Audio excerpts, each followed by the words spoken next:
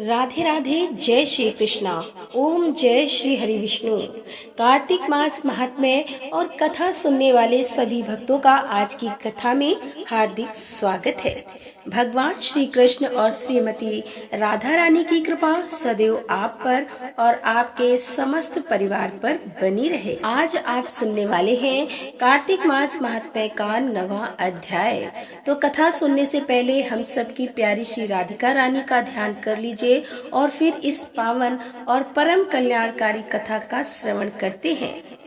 राजा पृथु नारद मुनि से पूछते हैं कि हे नारद, आपने कार्तिक मास के व्रत में जो तुलसी की जड़ में भगवान विष्णु का निवास बताया है और उस स्थान की मिट्टी का पूजन करने को बतलाया है, इसीलिए मैं श्री तुलसी जी के महात्म्य को सुनना चाहता हूँ।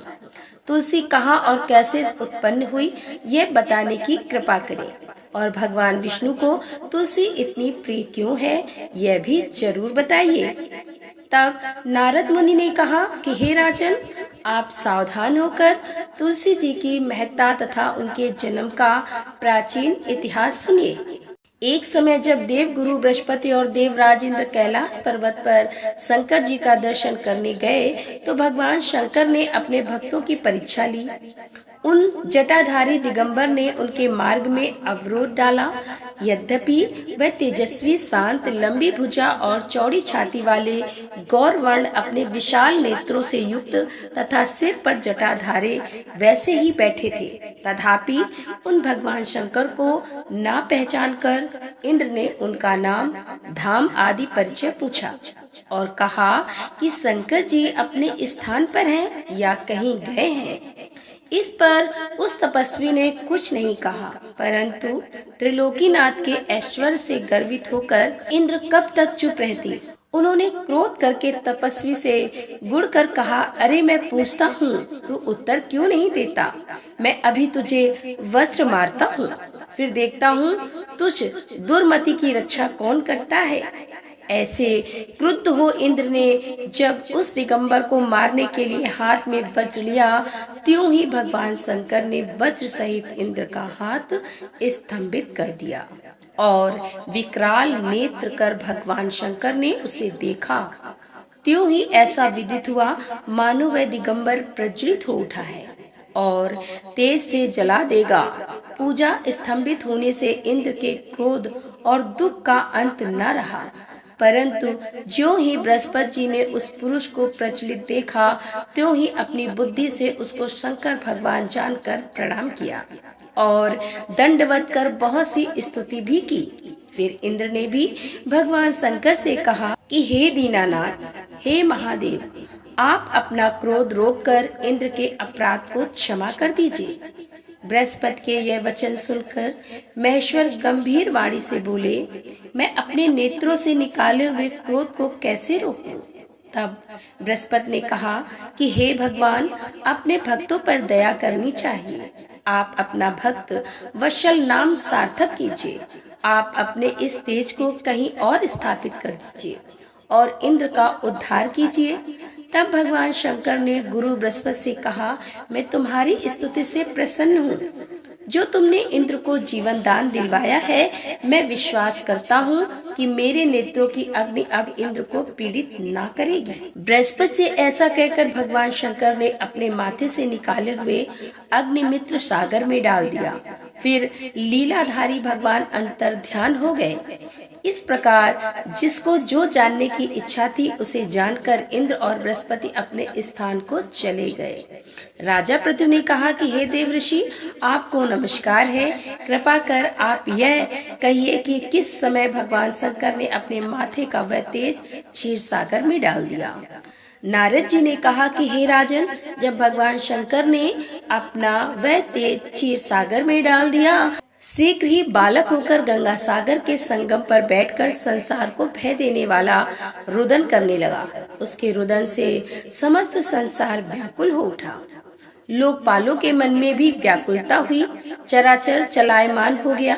शंकर सुवन के रुदन से ब्रह्मांड व्याकुल हो गए। समस्त देवता और ऋषि मुनि व्याकुल होकर लोक पितामह श्री ब्रह्मा जी की शरण में गए। सबने मिलकर श्री ब्रह्मा जी को प्रणाम किया और स्तुति की। फिर कहा कि हे पितामह, यह तो बड़ा भयंकर समय उपस्थित हुआ है, महायोगिनी इसका नाश कीजिए। तब देवताओं की ऐसी बात सुनकर श्री ब्रह्मा जी सत्यलोक से उतरकर उस बालक को देखने के लिए समुद्र तट पर आए। समुद्र ने ब्रह्मा जी को आता देखकर प्रणाम किया और बालक को उठाकर उनकी गोद में दे दिया। तब विस्मित होकर श्री ब्रह्मा जी ने पूछा कि हे सागर, तुम शीघ्र कहो कि यह बालक किसका है। समुद्र ने विनम्र शब्दों से कहा, प्रभु यह तो मैं नहीं जानता, किंतु मुझे इतना अवश्य ज्ञात है कि गंगा सागर के संगम पर प्रकट हुआ है। अतः ये जगत गुरु आप इस बालक का जात कर्म आदि संस्कार कीजिए, इसका जातक फल बताइए। नारद जी कहते हैं कि इधर तो सागर ब्रह्मा जी के गले में हाथ डालकर बार बार उनका आकर्षण कर रहा था। फिर तो उसने ब्रह्मा जी का गला इतनी जोर से पकड़ा कि उससे पीड़ित हो ब्रह्मा जी के नेत्रों में आंसू टपकने लगे।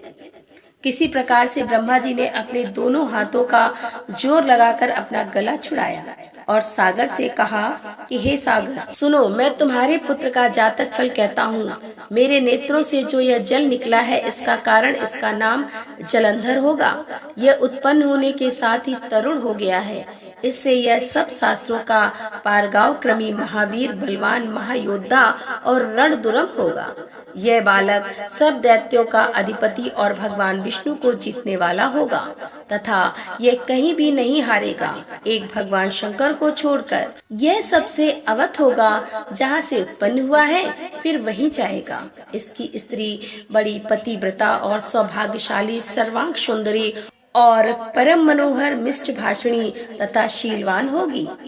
तब नारद जी कहते हैं कि हे राजन, सागर से ऐसा कहकर ब्रह्मा जी ने शुक्राचार्य को बुलाकर उनके हाथों से बालक का राजाभिषेक करवाया और स्वयं अंतर्ध्यान हो गए। तो बालक को देखकर सागर बड़ा ही प्रसन्न हुआ और घर आ गया। कितने ही उपाय से उसका पालन कर उसको पुष्ट किया। फिर काल नेमी नामक असुर को बुलाकर उसका वृंदा नाम की कन्या से साविद विवाह करवा दिया। उस विवाह में बड़ा उत्सव हुआ। श्री शुक्राचार्य के प्रभाव से स्त्री सहित जलंधर दैत्यों पर राज्य करने लगा। इसके बाद क्या हुआ कि किस प्रकार से वृंदा तुलसी के रूप में अवतरित हुई और किस प्रकार से शालिग्राम के साथ उनकी पूजा होती है। तुलसी महारानी और शालिग्राम की यह कथा आप कल के अध्याय में सुनेंगे। और अब आप सुनेंगे कार्तिक मास की अष्टमी तिथि पर सुनी जाने वाली अहोई अष्टमी की कथा। कार्तिक मास की अष्टमी तिथि पर अहोई अष्टमी का व्रत किया जाता है और इस व्रत को बिल्कुल जला ही धारण किया जाता है। इस व्रत को धारण करने से संतान प्राप्ति की कामना पूर्ण होती है और जिन माताओं के संतान है उनके संतान की आयु लंबी होती है, सुख समृद्धि उन्हें प्राप्त होती है और अहोई माता हर संकट से संतान की रक्षा करती है। तो जिस प्रकार से कुछ क्षेत्रों में जीवित पुत्रिका का व्रत किया जाता है, उसी प्रकार से कुछ क्षेत्रों में अहोई अष्टमी का व्रत संतान की लंबी आयु के लिए किया जाता है। जो भक्त अहोई अष्टमी का व्रत नहीं भी करते हैं, अगर वह इस कथा को भी सुनते हैं तो उनकी भी मनवांछित कामना अहोई माता पूर्ण करती है। तो सच्चे मन से और पूरे श्रद्धा भाव से अहोई माता की कथा का श्रवण करते हैं। एक साहूकार था जिसके 7 बेटे 7 बहुएं थी और एक बेटी थी। एक दिन सब मिलकर मिट्टी लेने गई, क्योंकि दीपावली का समय था और घर की लिपाई पुताई के लिए मिट्टी की आवश्यकता थी। तो 7 भाइयों के साथ ननद भी मिट्टी खोदने गई। अब मिट्टी खोदते समय नंद के हाथ से एक स्याहू का बच्चा मर गया। स्याहू माता नाराज हो गई और बोली कि मैं तो तेरी कोख बांध दूंगी। नंद ने अपनी सारी भाभियों से कहा कि मेरे बदले आप लोग कोख बंधवा लो, लेकिन 6 भाभियों ने बिल्कुल मना कर दिया। तब सबसे छोटी भाभी ने सोचा कि नहीं बंधवाएंगे तो सासू जी नाराज हो जाएंगी, तो छोटी भाभी ने अपनी कोख बंधवा ली। उसके जो भी बच्चा होता अहोई साथ के लिए मर जाता। एक दिन उसके पंडिताइन बुलाकर पूजा की। क्या बात है, मेरे बच्चे अहोई साथ के दिन ही क्यों मर जाते हैं? तब पंडिताइन बोली कि सुरभि गाय की सेवा किया कर, क्योंकि सुरभि गाय स्याऊ माता की सहेली है और जब वह तेरी कोख छोड़ेगी तभी तेरा बच्चा जिएगा। यह सुनकर बहू ने सुबह सुबह उठकर गाय की सेवा करने का फैसला किया। तो सुबह सुबह उठकर वह सुरभि गाय की सारा काम कर देती और गौ माता ने एक दिन सोचा कि आजकल कौन मेरी इतनी सेवा करता है, मेरी बहुएं क्या करेंगी, वह तो लड़ाई करती रहती हैं। आज देखा जाए कि कौन सारा काम करता है। गौ माता ने सुबह सुबह उठकर देखा कि एक साहूकार की बेटी की बहू है जो सारा काम करती है। गौ माता बोली कि तुझे किस चीज की इच्छा है जो तू मेरा इतना काम करती है, मांग, क्या चीज मांगती है। तब साहूकार की बहू बोली, पहले मुझे वचन दो कि जो मैं मांगूंगी वह तुम मुझे दोगी। तब गौ माता ने वचन दिया कि तू जो मांगेगी वह सब दूंगी। तब साहूकार की बहू बोली कि स्याहू माता तुम्हारी सहेली और स्याहू माता के पास मेरी कोख बंधी हुई है, हे गौ माता उनसे मेरी कोख छुड़वा दो। फिर गौ माता उसे 7 समुंदर पार अपनी सहेली के पास ले जाने लगी। तो रास्ते में धूप बहुत थी, इसीलिए वह एक पेड़ के नीचे बैठ गई। थोड़ी देर में वहाँ एक सांप आया। उसी पेड़ पर गरुड़ पंखी का एक बच्चा था जिसे सांप डसने लगा। तो साहूकार की बहू ने सांप को मारकर डाल के नीचे फेंक दिया और बच्चे को बचा लिया। गरुड़ पंखी जब आई तो साहूकार की बहू की चोंच मारने लगी। साहूकार की बहू बोली कि मैंने तुम्हारा बच्चा नहीं मारा है, सांप तेरे बच्चे को मार रहा था, मैंने तो तेरे बच्चे को बचाया है। तब गरुड़ पंखी बहुत खुश हुई।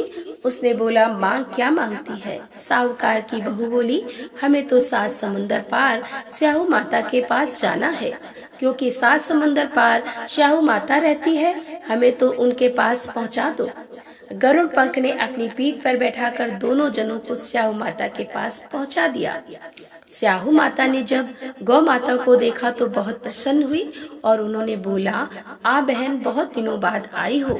और स्याहू माता बोली कि मेरे सिर में तो बहुत जूं हो गई है। तब गौ माता ने कहा कि मेरे साथ जो आई है इससे जुएं निकलवा लो। तब साहूकार की बहू ने स्याहू माता की सारी जुएं निकाल दी। स्याहू माता बोली कि तूने मेरी बहुत भलाई की है, तेरे 7 बेटे 7 बहुएं हों। बहू बोली कि मेरे तो एक भी बेटा नहीं है, 7 बेटे कहाँ से होंगे। स्याहू माता बोली, क्यों नहीं होंगे। तब साहूकार की बहू बोली, मुझे वचन दो कि मेरे 7 बेटे होंगे। तब साहू माता बोली, वचन वचन ऊकू की धोबी कुंड पर कंक्रीट। साहूकार की बहू बोली, मेरी कोख तो तुम्हारे पास बंधी हुई है। तब साहू माता ने कहा कि तूने तो मुझे बहुत ठगा है, मैं तेरी कोख खोलती तो नहीं, लेकिन अब तो खोलनी ही पड़ेगी। जा, तेरे घर में तुझे 7 बेटे 7 बहुएं मिलेंगी। 7 उजमन करियो, 7 अहोई माता, 7 माड़ियो, 7 कढ़ाई करियो। वह घर गई, देखा कि वहाँ 7 बेटे और बहू बैठे हैं और बहुत सारा धन भी हो रहा है। उसने 7 अहोई माड़े, कोई दीवार पर, कोई मटके पर, कोई कहीं 7 उजम करे, 7 कढ़ाई करी। उधर देवरानी जेठानी कहने लगी कि जल्दी जल्दी चौका पूजा कर लो, नहीं तो सब कोई रोने लग जाएंगे। थोड़ी देर में उन्होंने अपने बेटे से कहा कि देख कर आओ, आज वो रोई क्यों नहीं। बेटा गया, देख कर आया और बोला, चाची तो अहोई मार रही है, खूब उजम हो रहा है। फिर और जेठानी दौड़ी दौड़ी आई और देखा कि वह तो कोख छुड़ा कर ले आई है। वह सब बोली कि तुमने कोख कैसे छुड़ाई। वह बोली, मैंने तो कोख बंधाई नहीं, लेकिन स्याहू के बच्चे के मरने से कोख बंध गई। अब स्याहू माता ने मुझ पर दया करके मेरी कोख खोल दी है। हे स्याहू माता, जैसे साहूकार की बहू की कोख खोली वैसे सबकी खोलना। कहते हैं, सुनते हैं, हुकारा भरते हैं, सब पर अपनी कृपा बनाए रखना। प्रेम से बोलिए स्याहू माता की जय, अहोई माता की जय। तो दोस्तों, वीडियो अच्छी लगी हो तो वीडियो को लाइक जरूर कीजिए और इसके साथ ही ज्यादा से ज्यादा भक्तों तक इस वीडियो को शेयर कीजिए। और चैनल पर पहली बार आए हैं, अगर अभी तक अपने चैनल को सब्सक्राइब नहीं किया है तो आज की वीडियो अगर आपको अच्छी लगे तो चैनल को सब्सक्राइब करके बेल आइकन को जरूर प्रेस कर लीजिए। इससे यह होगा कि इस चैनल पर जो भी नई वीडियो अपलोड होगी उनकी नोटिफिकेशन आपको सही समय पर प्राप्त होगी। मिलती हूँ मैं आपसे अगली वीडियो में, तब तक के लिए राधे राधे, जय श्री कृष्णा, हर हर महादेव, जय भोलेनाथ।